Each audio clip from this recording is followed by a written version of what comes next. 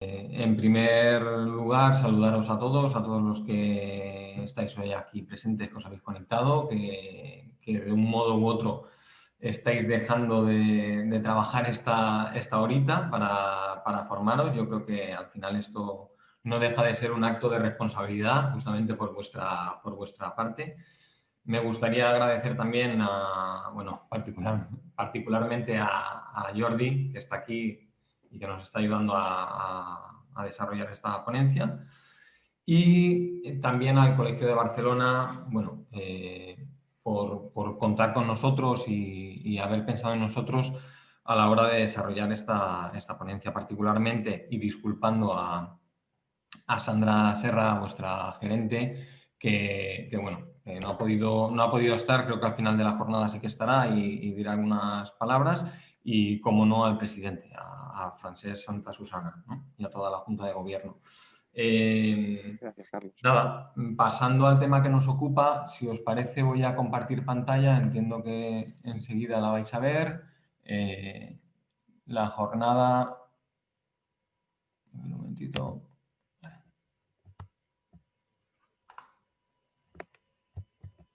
Ahora sí. La jornada, como decía Jordi, versará sobre la responsabilidad de la gente.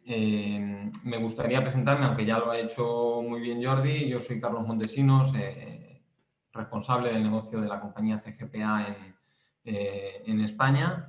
Seguramente sea una compañía que casi ninguno de vosotros conozcáis y bueno, esto no es que sea algo bueno, pero sí que es algo que realmente nos diferencia de otras compañías por el propio hecho del motivo por el que no nos conocéis.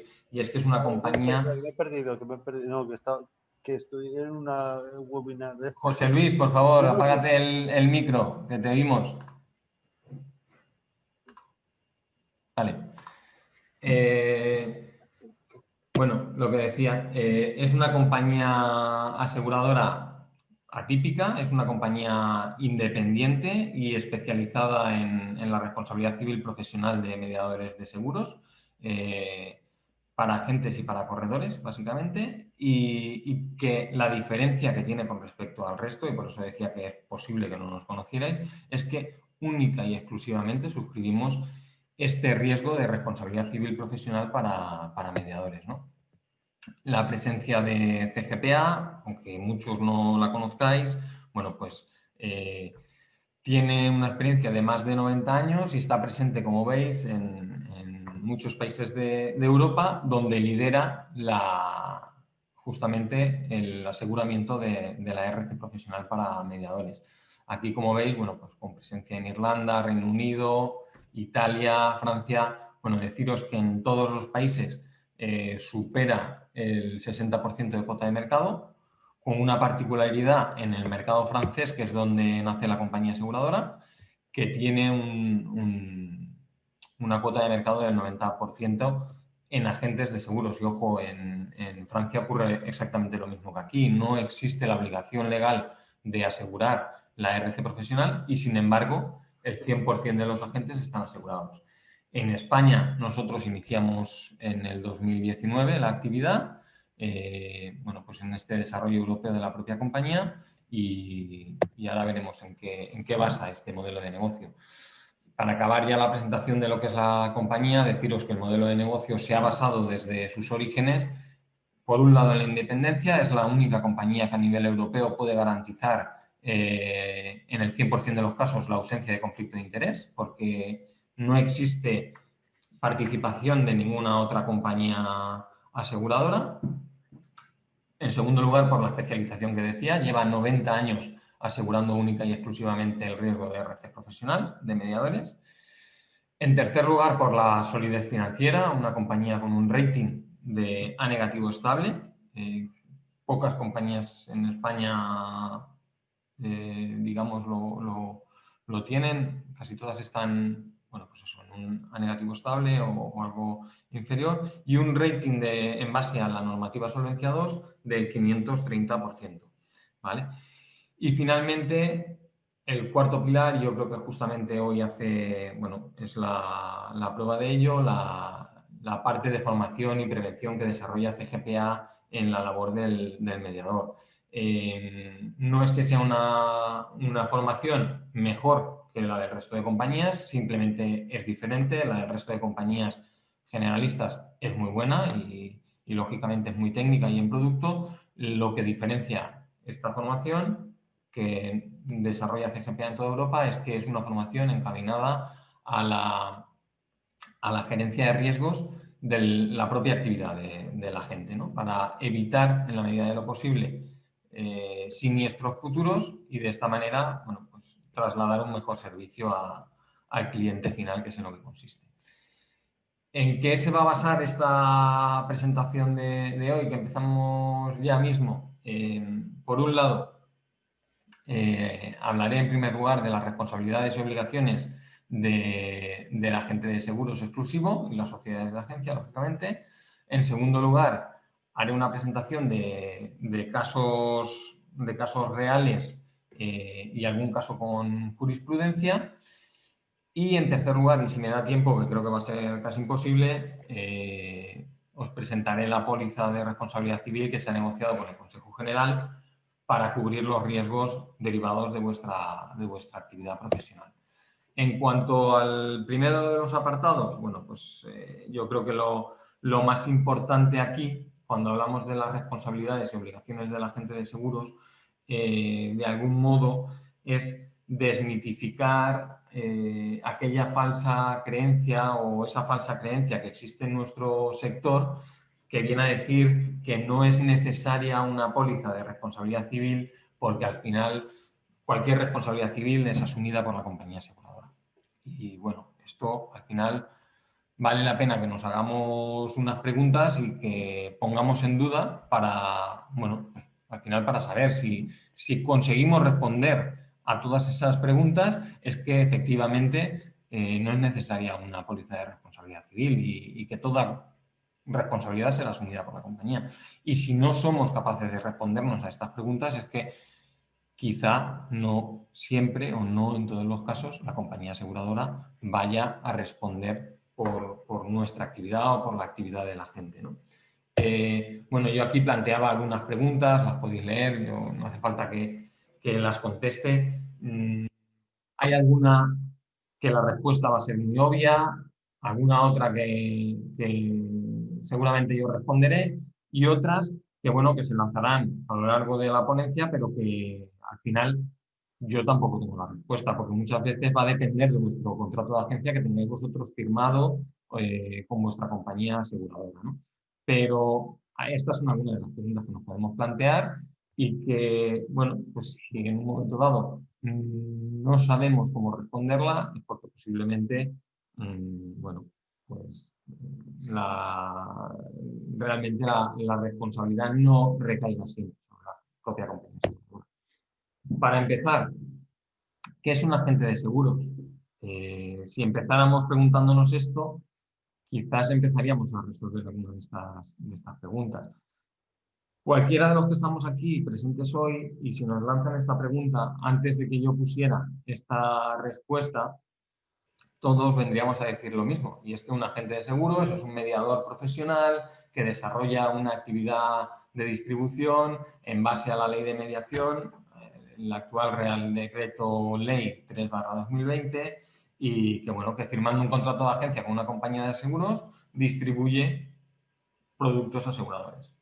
¿Vale? Eso está muy bien, pero lo que si bien es cierto es que el agente de seguros, desde el principio, ya sea persona física o jurídica, como aquí indico, no deja de ser un empresario mercantil y, por lo tanto, deberá de responder como un empresario mercantil.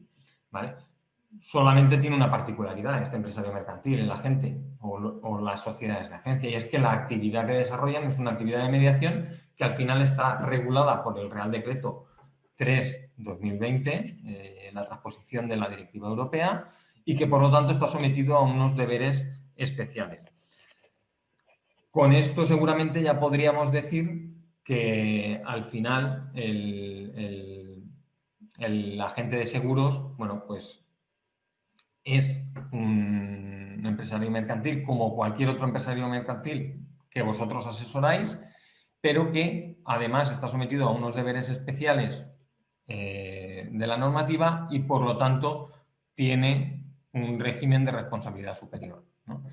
Pero ¿de dónde viene todo este mito de que la compañía aseguradora responderá siempre frente a cualquier tipo de responsabilidad de la gente?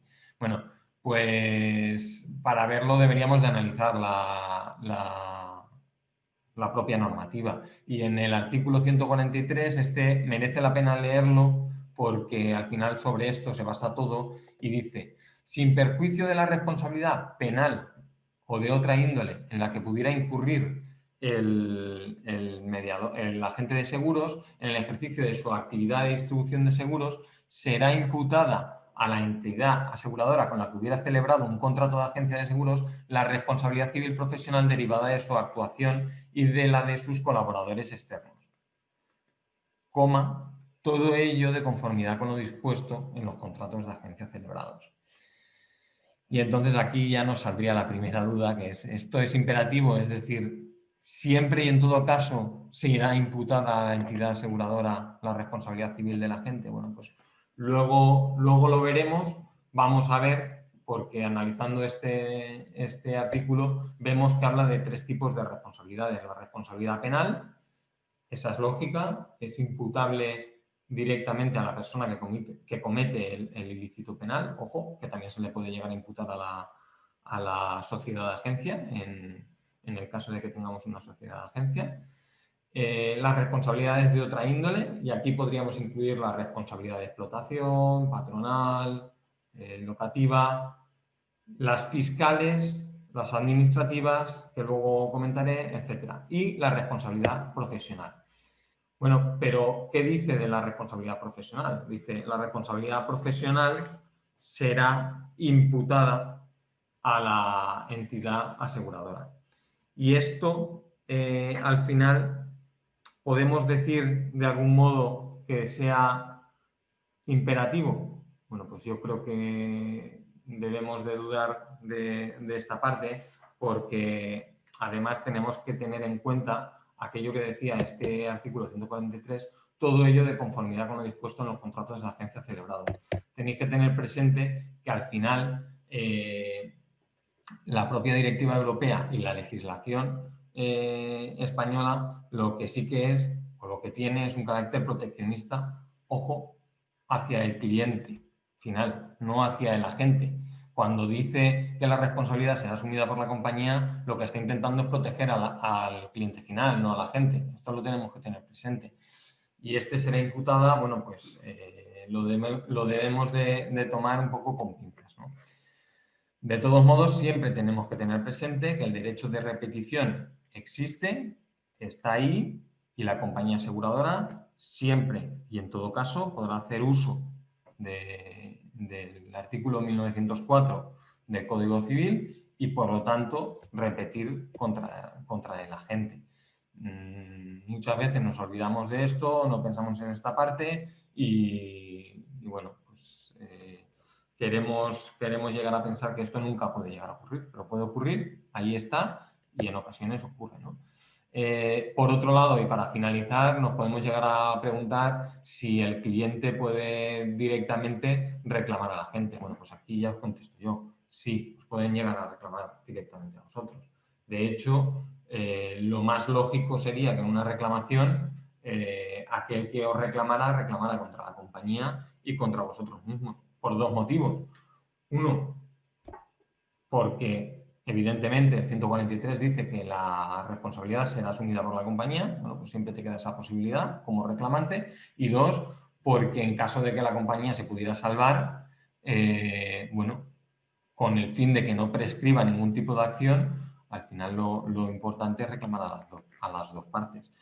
Y en este caso, cabría otra pregunta que sería, ¿la compañía aseguradora para la que trabajáis va a responder de los gastos de defensa y de la reclamación que os pudieran poner directamente a vosotros? Bueno, pues ahí habría que verlo efectivamente en vuestros contratos de agencia, ¿no?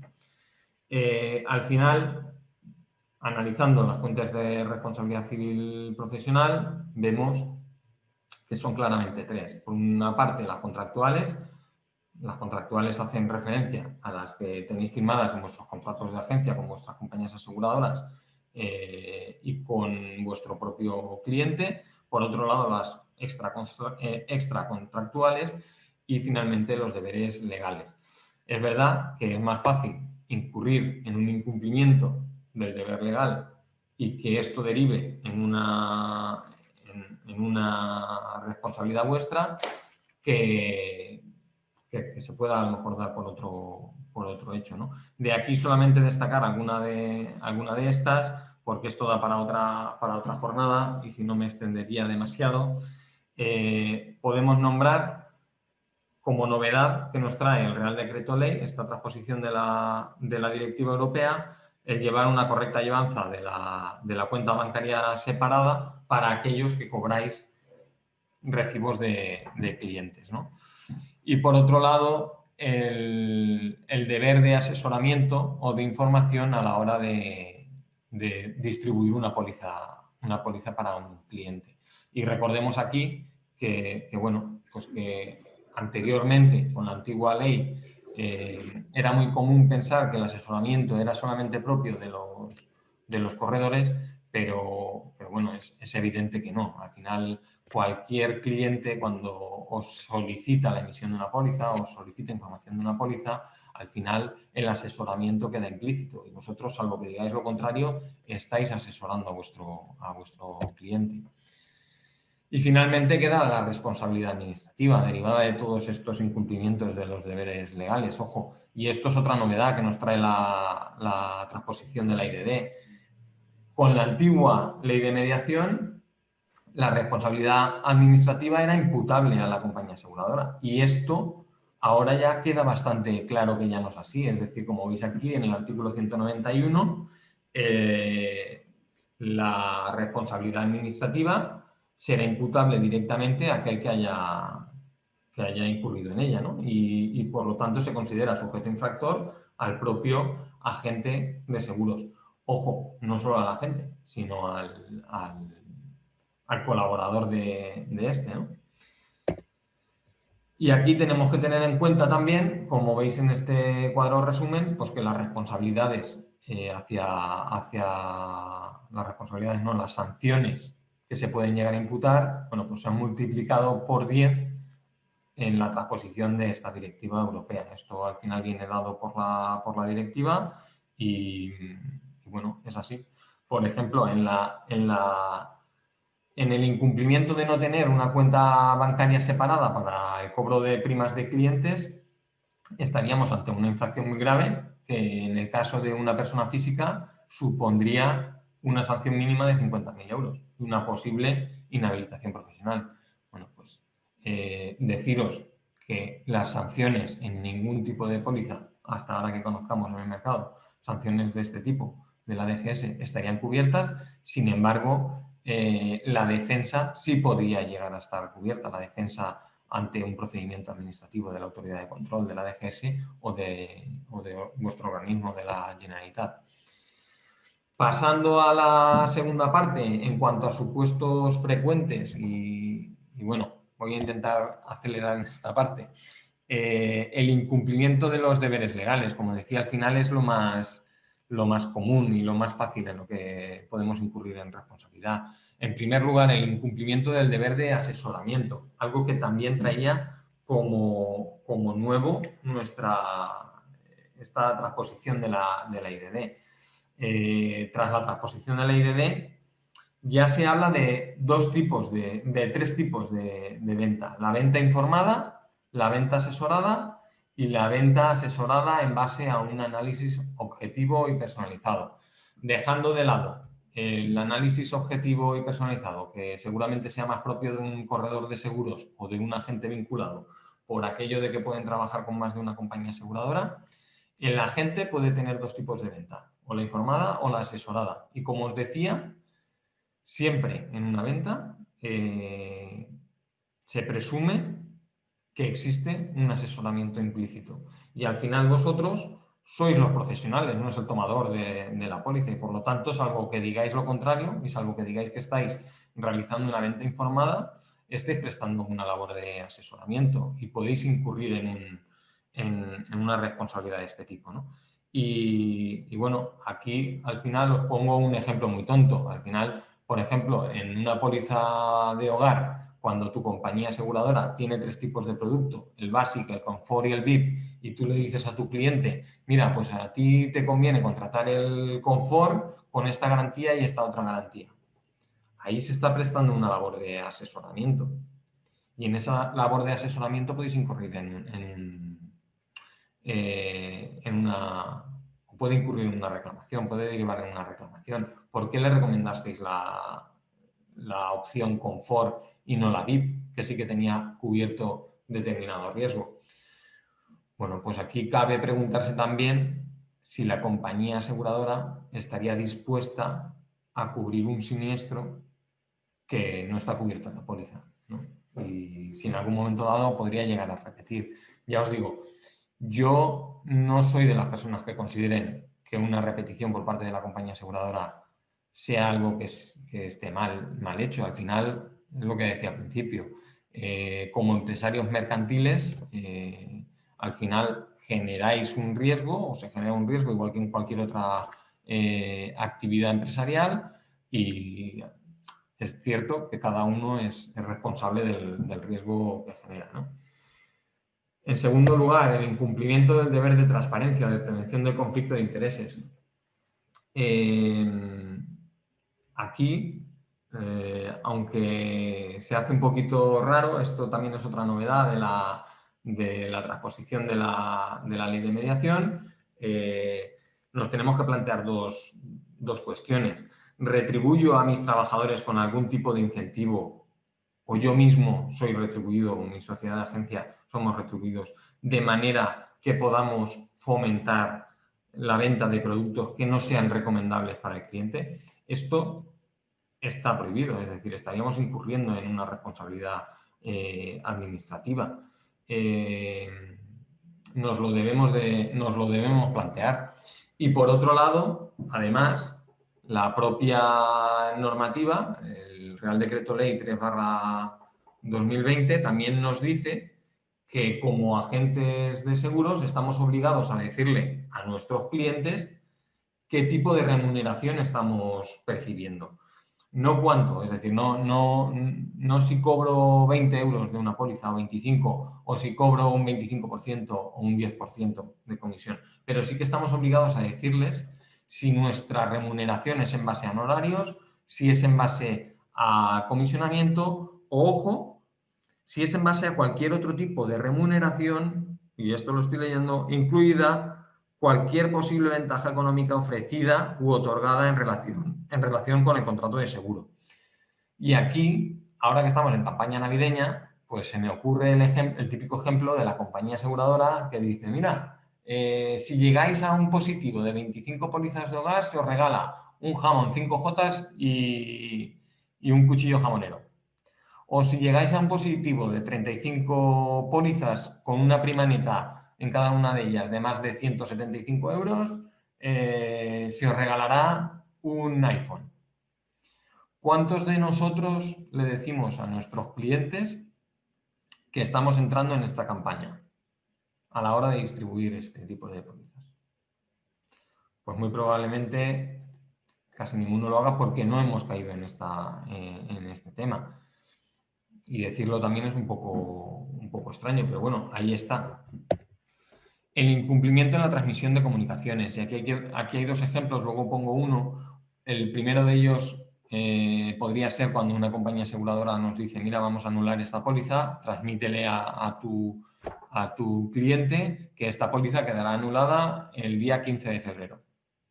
Y resulta que a ti se te olvida, se te traspapela y no se lo dices al cliente. La póliza se anula, el cliente tiene un siniestro, imaginaos que es de auto, y al final el cliente tiene que pagar una indemnización a un tercero.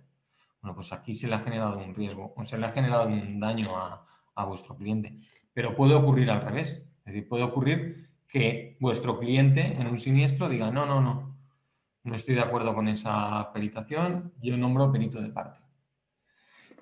os mando un correo, a vosotros se os olvida decírselo a la compañía aseguradora o tardáis más tiempo del que está estipulado en el artículo 38 de la Ley de Contrato de Seguro, y cuando se lo trasladáis a la compañía aseguradora no tiene tiempo para hacer su nombramiento. Bueno, pues aquí estaríamos provocándole un daño a la propia compañía, que como digo, muchas veces nos olvidamos que podemos generar un daño también a nuestro partner, en este caso, a nuestra compañía. Y finalmente, el incumplimiento del deber de información. Aquí intento ir rápido. El incumplimiento del deber de información, aquí lanzo una pregunta, os dejo 5 segundos para que la penséis. ¿Cuántos documentos se han de entregar con carácter previo a la firma de una póliza? Y esto es bastante obvio, pero al final genera duda. Bueno, pues el primero de ellos, y en este no falla nadie, la proposición o la propuesta de la compañía. Viene recogido en el artículo 3 de la Ley de Contrato de Seguro. El segundo, las condiciones generales. Ojo, muchas veces no se hace entrega de las condiciones generales y estamos incurriendo en un incumplimiento de este deber de información. Porque la compañía no lo incluye en la propuesta que le enviamos de auto o en la de hogar, o porque nosotros mismos, porque queremos evitar enviar demasiada información al cliente, acabamos eliminando documentos porque consideramos que no son importantes. Bueno, pues es nuestra obligación enviar ese tipo de información, ¿no? En tercer lugar, la información previa del asegurador. Esta es muy probable que todos la incluyamos porque viene en la propuesta. Y en cuarto lugar, la información previa del mediador.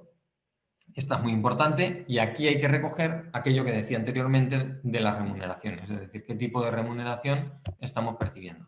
Y finalmente, el conocido IPID, que bueno, ya no es necesario que os diga mucho más, lo conocéis todos, creo, ya está implantado hace tiempo. Y ojo, aquí solamente decir una cosa, no vale con presentarlo en el último minuto, ese gol del último minuto cuando ya se emite la póliza y se le manda el IPID.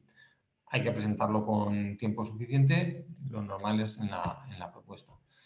Otros incumplimientos que se pueden dar, bueno, pues el de obligación de actuar como depositario de cantidades percibidas, como os decía, el de la segunda cuenta bancaria, el incumplimiento de las obligaciones contractuales, actos de vuestros dependientes o colaboradores, el error en el asesoramiento, que ya lo he comentado, y actividades prohibidas. Y aquí hago una pausa porque muchas veces pensamos que no podemos incurrir en una actividad prohibida y, sin embargo, muchas veces, bueno, pues, sin saberlo o sin ningún tipo de mala intención, incurrimos en una actividad prohibida sin darnos cuenta. El caso o el ejemplo sería una modificación de un contrato de seguro sin el consentimiento de nuestro cliente.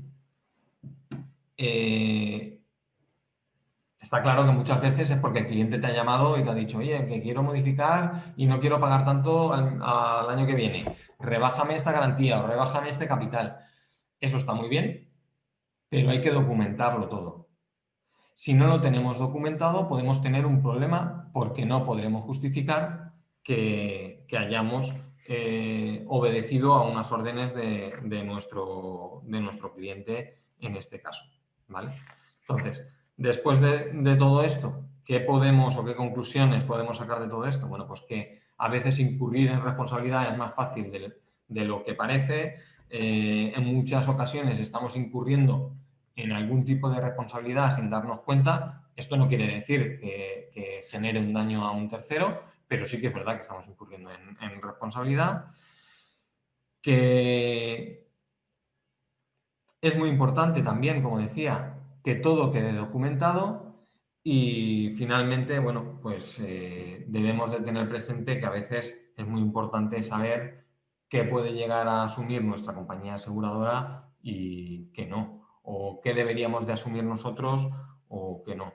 Y bueno, en cuanto a qué cubre o qué puede llegar a cubrir una póliza de responsabilidad civil profesional para vosotros y qué no puede llegar a cubrir, bueno, pues ya hemos visto, al final la responsabilidad civil profesional sí podría llegar a cubrirse, una sanción de ese tipo, una sanción administrativa, no estaría cubierta, la defensa sí, y bueno, pues cualquier otro tipo de responsabilidad, ya sea de explotación o patronal, también podría llegar a cubrirse en una póliza de responsabilidad civil.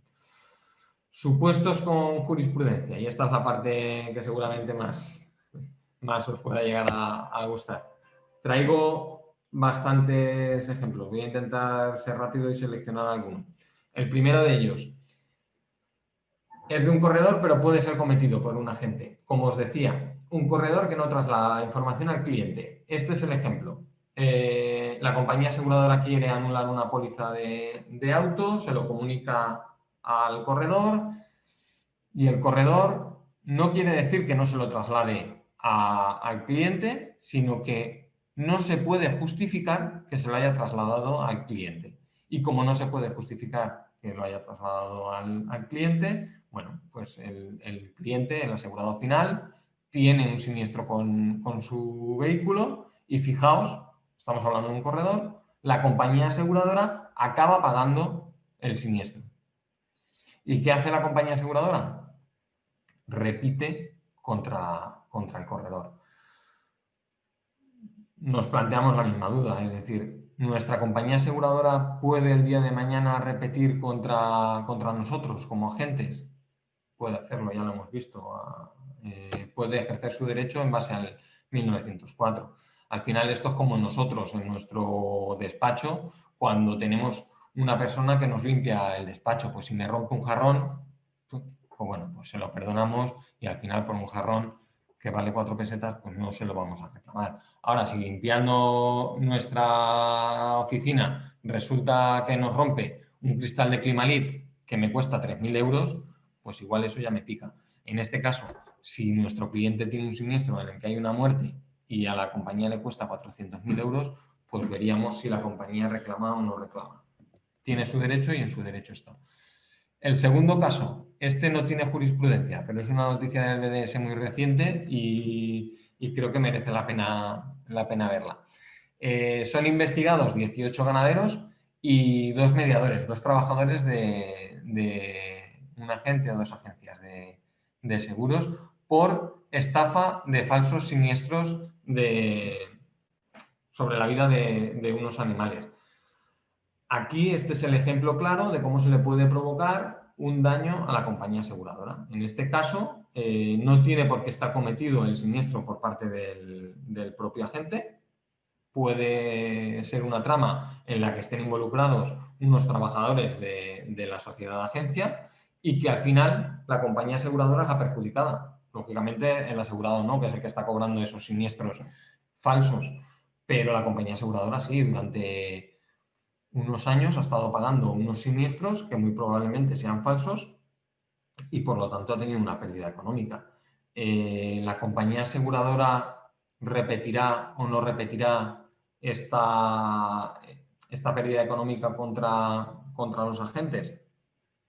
Habrá que verlo. Ya os digo, al final la responsabilidad no, al final la compañía aseguradora en un momento dado puede asumir una responsabilidad vuestra, pero llegará a asumir una responsabilidad de un trabajador vuestro o de un colaborador vuestro. Pues habría que verlo. Este tercer caso es muy curioso. Le llamo el caso del cuestionario.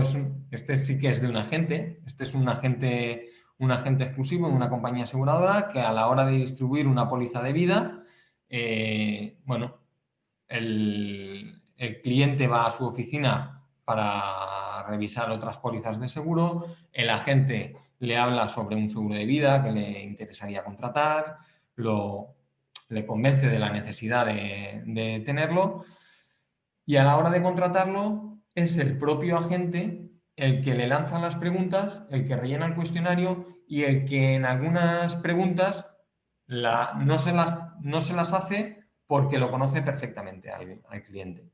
¿Qué es lo que ocurre aquí? Bueno, pues en primera instancia se falla a favor de la aseguradora, es decir, no se paga ninguna indemnización. En segunda instancia se falla contra los familiares del fallecido y por lo tanto la compañía aseguradora tiene que acabar pagando esta indemnización y al final la compañía aseguradora acaba recurriendo contra el Tribunal Supremo, quien ratifica la sentencia de la propia de la propia audiencia provincial, diciendo o basando su justificación en dos motivos. Por un lado, que en el cuestionario no se hubieran realizado determinadas preguntas y, en segundo lugar, que el cuestionario hubiera sido cumplimentado por el agente y no por el asegurado. Y fijaos aquí la importancia de esto. Esta sentencia creo que sí que es muy, muy importante que la tengamos en cuenta por todo lo que nos acaba enseñando. Es decir, ¿qué nos dice todo esto? Pues que al final un proceso judicial se puede alargar y puede llegar a ser muy costoso. Imaginaos que en este proceso judicial, que no lo sabemos, hubiera estado incluido el propio agente. ¿Quién habría defendido a este agente? ¿Hubiera asumido la compañía aseguradora la defensa de este agente? Si se hubiera reclamado directamente al agente, ¿hubiera asumido la indemnización en la compañía aseguradora? Y luego, bueno, pues lo más importante, creo yo, y lo que nos tiene que enseñar a todos, que al final la solicitud de seguro y el propio cuestionario de salud son de vital importancia en la contratación de un seguro de vida y de un seguro de salud, y debe de ser siempre cumplimentado por el asegurado, ¿vale? Luego ahí lanzo una última pregunta que dice, ¿y qué pasa si se produce una reclamación en cadena? Esta pregunta no es una pregunta tonta, digamos, es decir, aquí puede ocurrir otra cosa, y es decir, si es una práctica habitual entre un colaborador vuestro, por ejemplo, que un colaborador vuestro se dedique a rellenar los cuestionarios de vuestros clientes porque le venía más cómodo, porque era más fácil así la venta, imaginaos qué puede llegar a ocurrir ahí si se enteran el resto de clientes y empiezan a reclamar. Bueno, pues igual en este tipo de casos, cuando la indemnización ya supera determinado límite, la compañía aseguradora dice, bueno, pues yo hasta cierto punto asumo, pero luego ya cada uno que responda de su propia actividad y de sus subordinados, digamos. Bueno, y aquí hay algún delito penal. Voy a intentar acabar ya en un minuto y así dejamos estos 15 minutos que quedan hasta las 11 para preguntas. En este caso son todos muy parecidos los que se cometen en la sala, digamos, en el ilícito penal. Es un corredor de seguros, puede ser un agente que cobra y emite una póliza de automóvil con una fecha de efecto anterior a la grabación de la propia póliza, con el fin de dar cobertura a un siniestro de circulación. Bueno, pues al final aquí la compañía aseguradora se niega a cubrir el importe del siniestro y el Tribunal Supremo, bueno, pues ratifica la sentencia de la Audiencia Provincial y falla a favor de la compañía aseguradora, diciendo que al final era responsabilidad del propio corredor el haber emitido esa póliza con una fecha de efecto anterior. Esta sentencia la marcaba, me parece muy importante porque es algo que ocurre muy a menudo y nosotros nos encontramos muy a menudo. Es muy común que determinados mediadores, agentes o corredores, tengáis la posibilidad en un momento dado de, con vuestra compañía aseguradora o con una determinada compañía aseguradora, emitir pólizas con fecha de efecto retroactivo. Es decir, estamos hoy a día 15 de diciembre y cojo y emito una póliza de auto con fecha 1 de enero. Y es muy posible que esto vosotros lo podáis hacer sin ninguna mala intención del mundo. Es decir, que tenéis esta opción con la compañía aseguradora y que la compañía aseguradora os ha dado esta posibilidad y vosotros, bueno, pues como sabéis que tenéis esta opción, pues cuando llega un viernes, si os piden una autorización o una emisión de una póliza de auto y estáis en la última hora del día, bueno, pues mira, como tenéis esa posibilidad, lo dejáis ahí y el lunes ya lo emitís. Bueno, pues aquí tenemos que ser muy estrictos, tenemos que ir con mucho cuidado con este tipo de acciones. Digo que cuidado con las multas de tráfico porque no hay ninguna multa de tráfico que se haya podido quitar cuando la póliza se ha emitido con fecha posterior a lo que es la fecha de efecto o la fecha de efecto que hubiera tenido que tener esa póliza. Las multas de tráfico se acaban pagando todas y en este caso yo recomiendo una cosa. O sea, Lo primero, no hacerlo. Intentar emitir las pólizas siempre con la fecha de efecto del mismo día que os piden la emisión o posterior, nunca con efecto retroactivo. Y si se emite alguna con fecha de efecto retroactivo y por desgracia haya habido alguna multa, que sepáis que esa multa de tráfico o esa sanción se va a pagar sí o sí. O sea, no lo alarguemos porque se va a acabar pagando. Aprovechar el descuento que se nos dé, no se recurra porque se acabará pagando. Son muchas las que ocurren. Al final, como conclusión, existe un riesgo de inhabilitación profesional cuando estamos haciendo este tipo de acciones. Los costes judiciales son muy caros y el proceso es muy largo, y creo que es muy importante que este tipo de situaciones las preveáis. Tenía muchos más ejemplos, pero creo que conviene acabar. Como conclusiones finales a todo esto, bueno, pues deciros, la primera, ya lo he dicho en un par de ocasiones, debemos de tener todo siempre correctamente documentado y a poder ser firmado por nuestros clientes. Correos, cuestionarios, solicitudes de modificación, todo tipo de reducción de coberturas o disminución de capitales.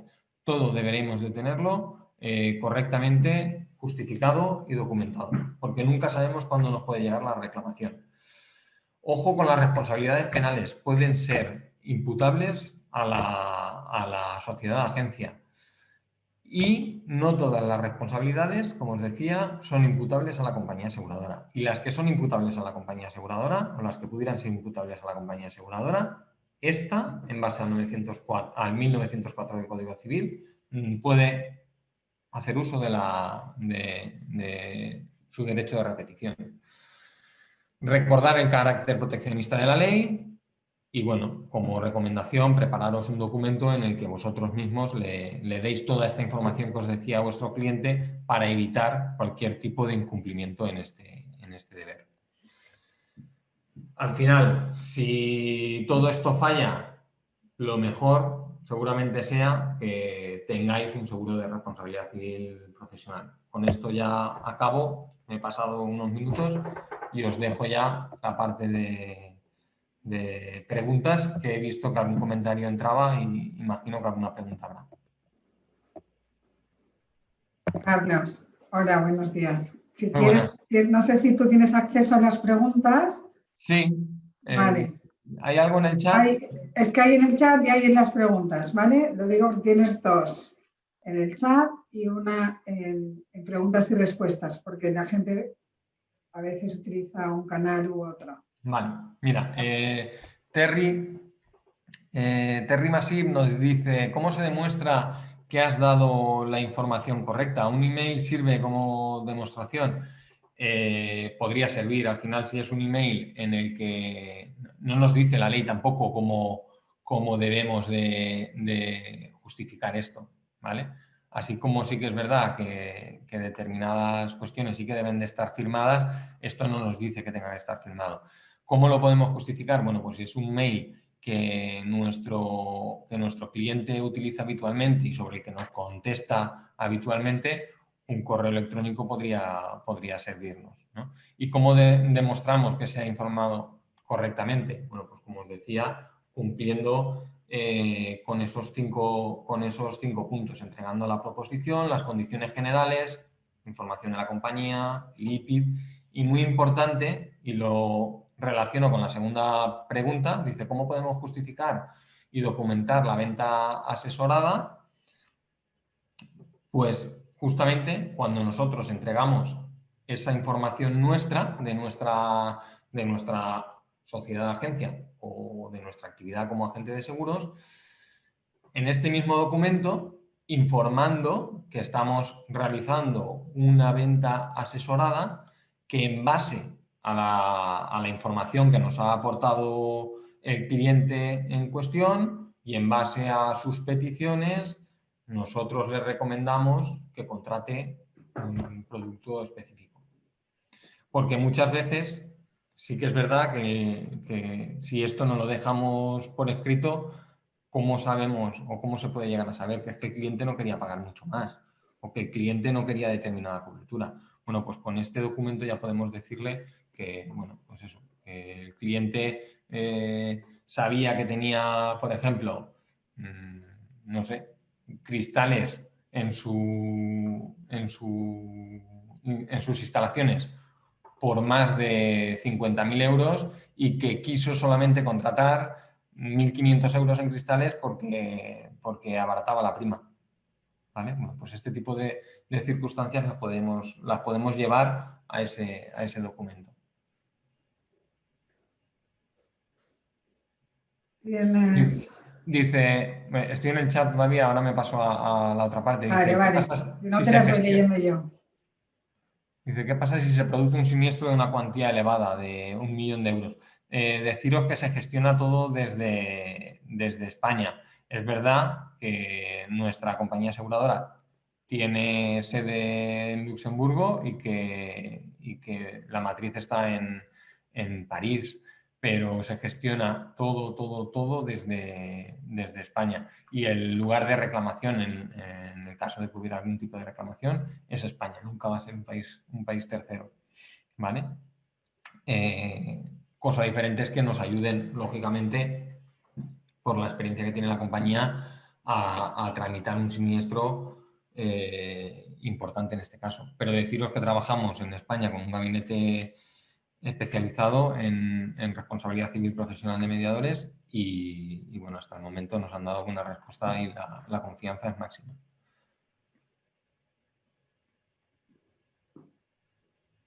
Dice, ¿todo cuanto está domiciliado, primas, estornos y siniestros, es preciso cuenta separada? Sí, siempre. Siempre.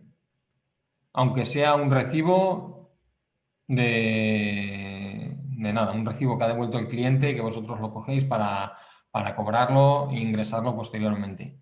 Yo, al final, tener una cuenta separada cuesta... es verdad que es un engorro, pero cuesta relativamente poco y ojo, una cuenta separada al final es un seguro también. Un seguro que os puede llegar a evitar una posible reclamación, en este caso administrativa. Dice, pero la compañía no tiene la obligación de comunicar la anulación al cliente. Sí, efectivamente, tiene la obligación de comunicar al cliente. Pero si considera que os ha trasladado la información a vosotros y que vosotros no habéis actuado correctamente, la compañía aseguradora también os podría reclamar a vosotros. El ejemplo del corredor es evidente. Y ojo, ese ejemplo no es del año 1900, ese ejemplo estamos hablando del año 2008. Dice, el asunto que has planteado en el caso 2 tampoco estaría cubierto por una póliza de responsabilidad civil profesional. El asunto que he planteado en el caso 2 era justamente el de la falsificación de siniestros sobre la vida de animales. Existen dos opciones. La primera, que quien cometa el acto ilícito sea el propio agente, por lo tanto, efectivamente, estaría excluido en una póliza de RC profesional porque sería un acto doloso, o que el acto estuviera cometido por un colaborador o por un trabajador, como se entiende de la noticia. Si está cometido por un trabajador, estaríamos hablando de la garantía de infidelidad de empleados y por lo tanto sí tendría cobertura en una póliza de responsabilidad civil profesional y tendría cobertura tanto la defensa como la posible indemnización si al final se tuviera que dar. Dice, otros chats de WhatsApp también pueden servir. Aquí sí que me pierdo. El chat de WhatsApp no sé si puede llegar a servir como prueba. No sé, creo que existe ahora el WhatsApp profesional. Tengo algún compañero y tenemos algún cliente que lo utiliza y parece que sí que sí que se puede llegar a usar profesionalmente, pero sinceramente no lo sé.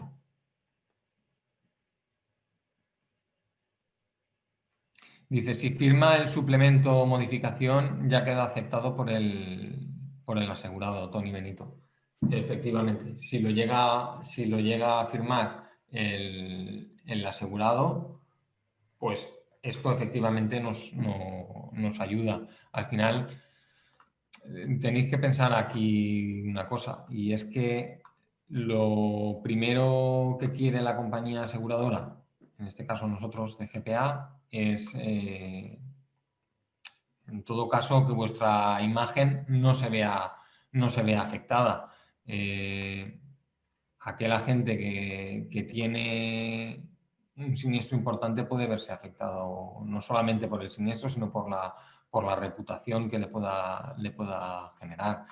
Todo documento que nos sirva para justificar vuestra no responsabilidad será importante para nosotros, y en este caso nos sirve. Y ojo, muchas veces es que no nos damos cuenta, pero hace poco en las renovaciones de corredores, y lo pongo como ejemplo, teníamos un caso de un corredor que nos decía, mira, es que he tenido alguna reclamación infundada, dice, yo te la pongo porque ahí está, nos la indicaba en el cuestionario, dice, y tuvimos una muy curiosa que era de un cliente de la correduría que nos pide la emisión de una póliza de una moto, de una motocicleta de alta cilindrada, que bueno, que la compañera que está en la emisión de autos se equivoca y elige un modelo diferente. Y resulta que quien nos reclamaba era el primo de la chica que estaba emitiendo la póliza. Y ojo, fijaos que aquí el corredor, lógicamente, prefirió, como era lógico, defender su imagen y su no responsabilidad. Es decir, al final, el que está comprando la motocicleta es el que sabe qué modelo de motocicleta es. Es decir, la persona que está en la correduría o en la agencia y le aparecen 27 modelos diferentes de vehículo, pues hombre, no tiene por qué saber qué modelo exacto es. El que se lo acaba de comprar, y si encima es una motocicleta que vale 35.000 euros, pues me imagino que tiene que saber cuando le llega la póliza si la moto está bien definida y si es el modelo iXZ o es el modelo iXZS. Entonces, todo este tipo de cuestiones, que esté firmado o no firmado, yo creo que es importante y nos ayuda.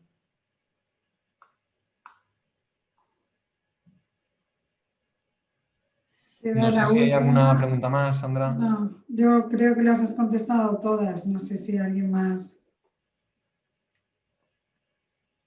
Ya están todas.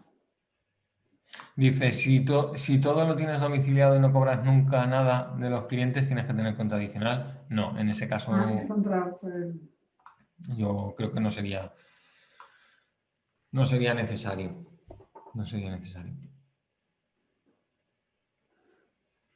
Dice si podríamos dar los datos de contacto nuestros. Os dejo, si queréis, el mío aquí en el chat. De todas maneras, Sandra y Jordi lo tienen. Sí, cualquier cosa. Nos pueden preguntar. Cualquier cosa, estamos aquí para daros los datos. Exacto. No he podido entrar en lo que es la presentación de la póliza.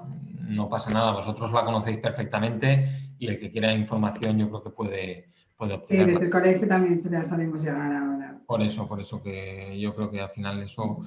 Sí, el objetivo de hoy era un poco más de todos estos casos para que también se coja pues, la visión desde el punto de vista de la gente de para qué es necesario que estén cubiertos.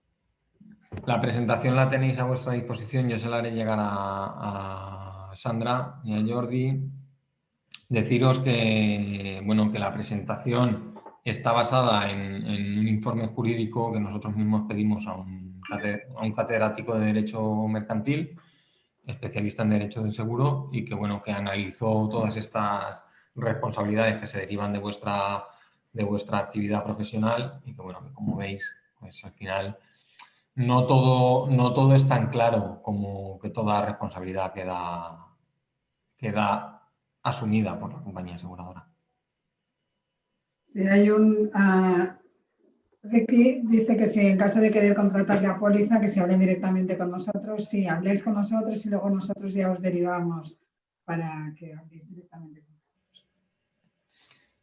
Si hubiera alguien que contactara directamente con nosotros, hombre, nosotros en el Está cuestionario... colegiado, tiene las condiciones, por eso es mejor que lo canalicemos así, para que lo sepan todos, pero si hablan con vosotros directamente tampoco pasa nada. No, a ver, nosotros en el cuestionario siempre vamos a preguntar el colegio al que pertenecéis y el número de colegiado, si no, la póliza con condiciones para el Colegio de Barcelona no la vamos a poder emitir si no nos dais esos datos y por lo tanto de una manera o de otra lo tenemos que saber y se lo comunicaremos al colegio. Muy bien. Creo que hay una pregunta de Isidre, Carlos, que no has respondido. Y es que... a ver. Que habla de los incrementos de prima no comunicados con 2 meses previos al vencimiento de la póliza. Pues efectivamente hay sentencias en base a eso. A ver un momentito y así me lo leo. Los incrementos de prima deben de ser comunicados 2 meses antes de su aplicación, pero esto no se cumple demasiado. Incluso no se envía la carta de aviso de cobro. ¿Tenemos alguna responsabilidad como mediadores? No, la responsabilidad al final es de la propia compañía aseguradora. Sí que es verdad que, por desgracia, vosotros como agentes estáis en el medio de este fuego cruzado entre el cliente final y la compañía aseguradora. Y al final el cliente, aunque el cliente, bueno, la ley dice que es de la compañía, realmente es vuestro y el contacto lo tiene con vosotros. Y vosotros sois los que al final asumís toda esa carga de, pues eso, de mala uva del cliente que acaba cargando contra vosotros. Pero la responsabilidad en este caso es de la compañía aseguradora. Únicamente apuntar, Isidre, que hay determinados ramos en los que la póliza ya se establece que la prima es revisable al vencimiento y son criterios objetivos que se incluyen en el propio contrato. Si el aumento de prima obedece a ese criterio concreto, evidentemente es válido el incremento de prima. Y Carlos, ¿hay alguna más en el chat? ¿Hay alguna pregunta más? Hay una persona que pregunta si, con independencia de que trabaje con una aseguradora, si puede contratarla directamente y pagarla a él. Creo que es Sí, ¿no? De hecho, bueno, en esa parte no he llegado a entrar. Las responsabilidades se multiplican cuando trabajas con más de una compañía aseguradora. Sabéis que hay agentes que pueden trabajar con más de una compañía aseguradora. Y ahí la responsabilidad se multiplica porque ya no se sabe quién es el que tiene que responder. Pero si estáis trabajando únicamente para una compañía aseguradora, ¿hay alguna compañía aseguradora que está ofreciendo la póliza de responsabilidad civil profesional? Nuestro consejo, y es uno de los valores que he nombrado de CGPA, es que busquéis una opción con independencia, porque al final vosotros, cualquier siniestro que tengáis, lo vais a tener con la compañía con la que estáis trabajando, y si la misma compañía con la que estáis trabajando va a tener que defenderos, digamos, el conflicto de intereses se produce en el mismo momento. ¿Vosotros podéis contratar la póliza sin decirle nada a la compañía aseguradora? Por supuesto, no hay ningún problema de eso. De hecho, ya lo he dicho, para mí es un acto de responsabilidad. Si el día de mañana existe un siniestro y la compañía aseguradora dice, oye, mira, la que hemos liado con este siniestro, te has equivocado en esto y mira la que hemos liado. Bueno, pues si tú sacas una póliza y le dices, mira, si hay algo de mi responsabilidad que sea imputable por mi actuación, aquí tienes esta póliza. La compañía aseguradora ya sabrá cómo debe de cursarlo y hablaremos entre tu compañía aseguradora y nosotros para resolver este siniestro en concreto. Carlos, Susana González te hace una pregunta que te va a gustar mucho. Parece que se la hayas mandado tú para lucirte. yo creo que va tan rápido que Me ha no. gustado mucho la presentación vuestra, pues vuestra experiencia en Europa es con agentes o con mediadores o con los dos, porque creo que los agentes somos los grandes olvidados.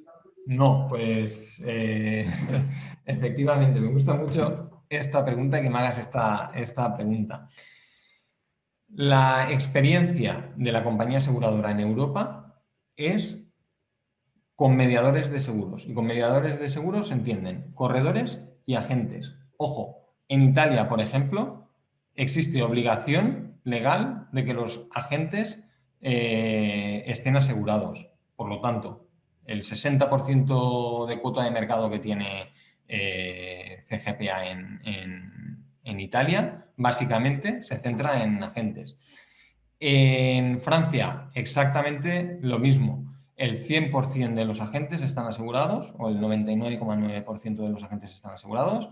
El 90 y tantos por ciento están asegurados con CGPA. ¿Sois los grandes olvidados? Para CGPA no. Y no lo digo por colgarme aquí una medalla. Fijaos, aquel que quiera estudiar nuestra póliza, y esto ocurre en toda Europa, la póliza de CGPA es exactamente la misma para corredores que para agentes. No hay ni una coma diferente en una póliza o en otra. Sí que es verdad que a la hora de hacer la póliza en España, como no existe esta costumbre de aseguramiento, en corredores nosotros, por ejemplo, partimos de capitales de 2 millones de euros en adelante, y para hacer accesible esta póliza a todos los mediadores, en este caso a los agentes, hemos decidido tener tramos que parten desde 150.000 euros de suma asegurada hasta 1 millón de euros, hasta 1,5 millones de euros de suma asegurada, con unas primas mucho más reducidas. Pero tampoco se modifica nada de la póliza original. Es decir, todas las coberturas están incluidas. Lo único que hacemos es reducir la suma asegurada y reducir algún sublímite. Y aún así, tenéis todos la posibilidad de contratar más de 2 millones de euros, hasta 5 millones de euros tranquilamente. Y más de 5 millones de euros también, pero ya quedaría referenciado a nuestra compañía aseguradora.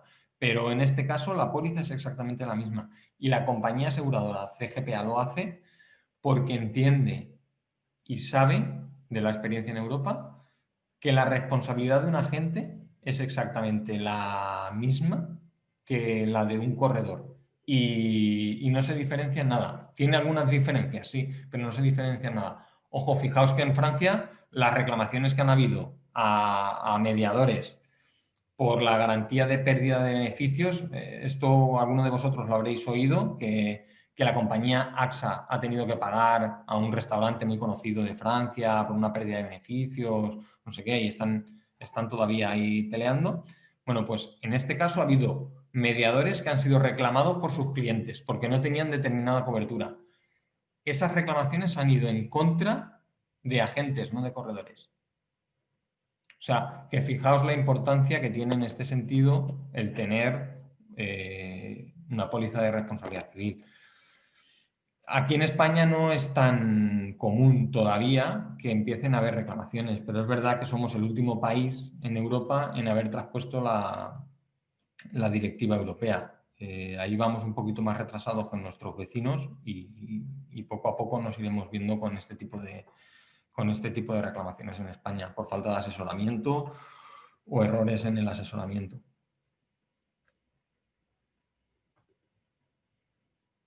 Bueno, ahora sí que creo que ya no tenemos más preguntas.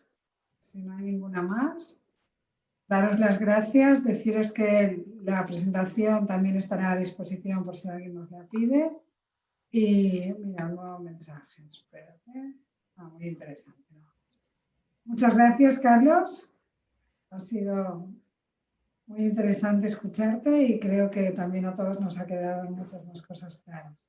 O sea que a partir de ahora nos mantenemos en contacto a ver si nuestros agentes también toman conciencia de todo lo que nos has explicado. Bueno, pues por mi parte, Sandra, daros las gracias a vosotros como institución, como colegio, darte las gracias a ti por haberme perseguido para celebrar esta ponencia. Muchas gracias a todos los que habéis participado y habéis estado conectados y bueno, animaros, si hay alguno que no está colegiado todavía o si tenéis compañeros que no están colegiados, animaros a que os colegiéis. Yo esto siempre lo digo y creo que lo diré hasta el último de mis días. Justamente por la comparación que me obligaba Susana a hacer, fijaos que los corredores que tienen infinitas opciones en todo el territorio para asociarse y están asociados muchos de ellos, el 90% de los corredores, además de estar asociados a una asociación profesional, están colegiados. Es decir, algún valor añadido tiene el colegio para que los corredores que tienen diferentes opciones decidan, además de asociarse en asociaciones profesionales, estar colegiados. Luego vosotros, que por desgracia en España no tenéis estas opciones de asociaciones profesionales, creo que el colegio os aporta y os puede llegar a aportar muchísimo, muchísimo más que lo que le llega a aportar lógicamente a un corredor. Y ojo, el corredor decide en casi todos los casos colegiarse. Yo creo que es muy importante por este tipo de jornadas, por las formaciones que os ponen a vosotros y demás. Muchas gracias, de verdad.